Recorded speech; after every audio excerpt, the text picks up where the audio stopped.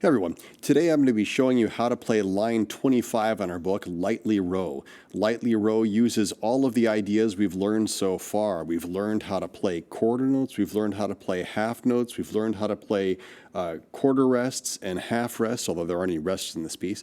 We've learned how to play the first 5 notes on our instrument. In class, we've been calling them do, re, mi, fa, sol, and depending on your instrument, you might call those C, D, E, F, G, or B flat, C, D, E flat, F.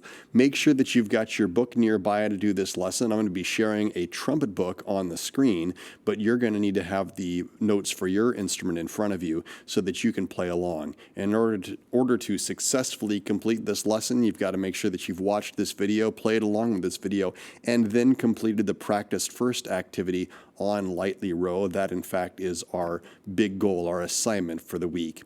Let's get started by looking at the book. All right, so when we're doing Lightly Row, we're going to want to break it into chunks. If we're trying to just play the whole thing all at once, we're probably going to run into problems. But let's start by looking at rhythmic ideas that are there that repeat themselves. Most often we see this idea: quarter, quarter, half, 1, 2, 3. That happens over and over and over again. You see it 1, 2, 3, 4, 5, 6, 7, 8, 9 different times. You see that exact pattern of quarter, quarter, half, quarter, quarter, half. The other thing that we see is 4 quarter notes in a row. 1, 2, 3, 4. Which happens 1, 2, 3, 4, 5 times. And then we also get to see places where we're playing whole notes. Whole notes aren't very interesting to play, but we just have to remember we're holding one sound, and it has to last all 4 beats, 1 and 2 and 3 and 4 and. The most important thing to remember when you're doing half notes and whole notes is that you continue to keep a steady beat during it. Don't just stop time and hold the note for a little while. Time keeps moving, and a whole note, do, stop. 4 beats go by, the note ends on the next beat 1, and a half note, do. It lasts exactly 2 beats, and then the next note happens on the following beat. In this case, it's beat 1, 3, 1, and we stop on beat 1. So it's important that the beat continues to move. Now, I said we were going to break into chunks, but let's start by counting it all the way through, because we've already broken that rhythm down into, or the rhythm of the whole piece down into 3 different ideas. Let's count the whole thing all the way through together, and I'll have a metronome going in your ear at the same time. And 1 and 2 and ready, count.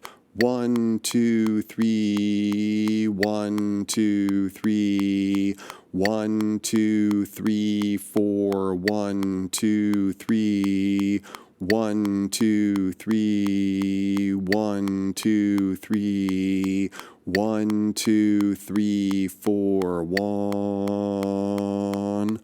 1, 2, 3, 4, 1, 2, 3, 1, 2, 3, 4, 1, 2, 3, 1, 2, 3, 1, 2, 3, 1, 2, 3, 4, 1, stop.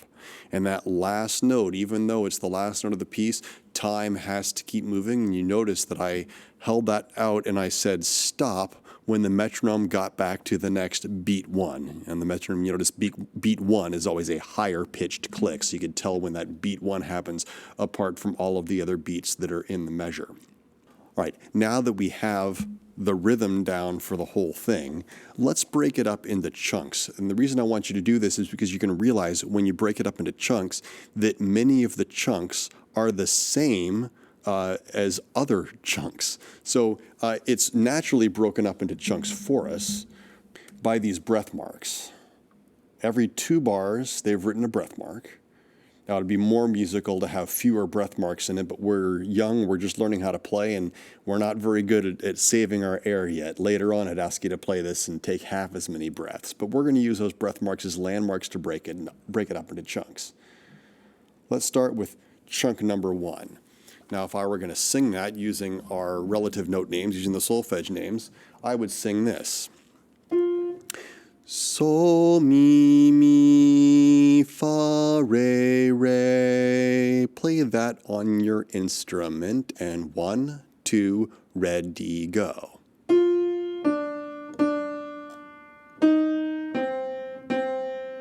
And stop.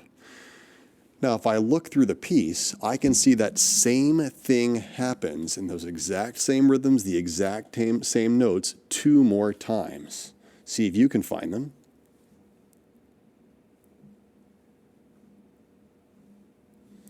So you can see in those two phrases I just circled, they're the exact same thing. For the clarinets and trumpets, G, E, E, F, D, D happens in all those places. If you play the flute or the trombone or bells, it's F, D, D, E flat, C, C. For all of us, we can use our relative note names. We can call them so, mi, fa, re. Now, if you've practiced those first 2 measures, you've already practiced, it looks like almost half the piece.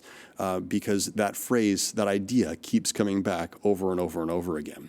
All right, let's look at the next chunk. I'll sing this to you. I want you to play it back to me. Do, re, mi, fa, so. Your turn. 1, 2, ready, go.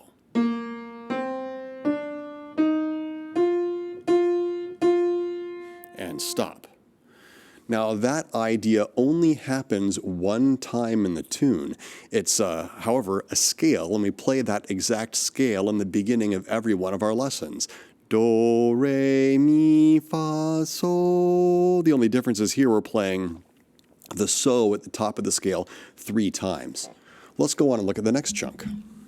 So we're now into the 4th chunk. Remember, the 3rd phrase is just like the first phrase. We've already practiced that one. So this next one, it's got skips in it again, like we were working on in line 23 earlier. Do, mi, so, do. Your turn, go.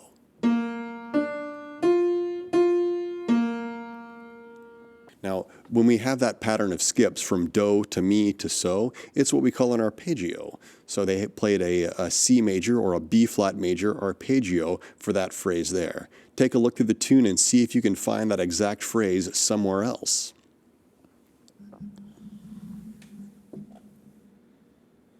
You'll notice that directly below it, we see that exact same arpeggio, C, E, G, G, C for the trumpets and clarinets, or B flat, D, F, F, B flat if we play the flute, the trombone, the tuba, or the percussion.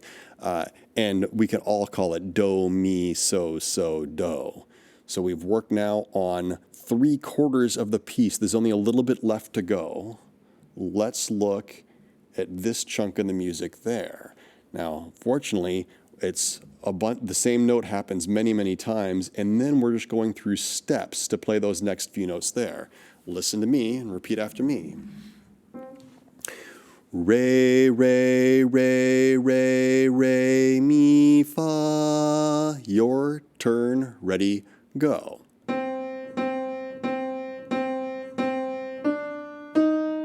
And stop. And then the next chunk is the exact same thing, only it's a step higher. It starts on mi. Repeat after me. Mi,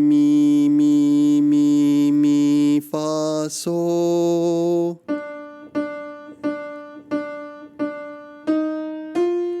And stop. Now, I've broken it down into chunks, and we have now played all of the different chunks, or phrases is a more musical term. We've played all of the different phrases of Lightly Row. Now, you might be ready to play the whole thing all the way through. You might need to go back and repeat some of these phrases if they were more challenging. Some of you, like I said, in line 23, might have a challenging time playing the skips. Flutes have a especially hard time or a hard job because so many fingers have to move, especially when you're skipping from do to mi or fa to re. We've got a lot of fingers that have to move in those spots. So you might want to go back and find just those chunks that were challenging for you and do them again. You can rewind this recording and you can do them again with me, or you can find those parts that challenge you and do them on your own. Right now, though, I'm going to play the whole thing all the way through. Here's lightly row, exactly the way it's printed in your book. 1, 2, 1, 2, ready, play.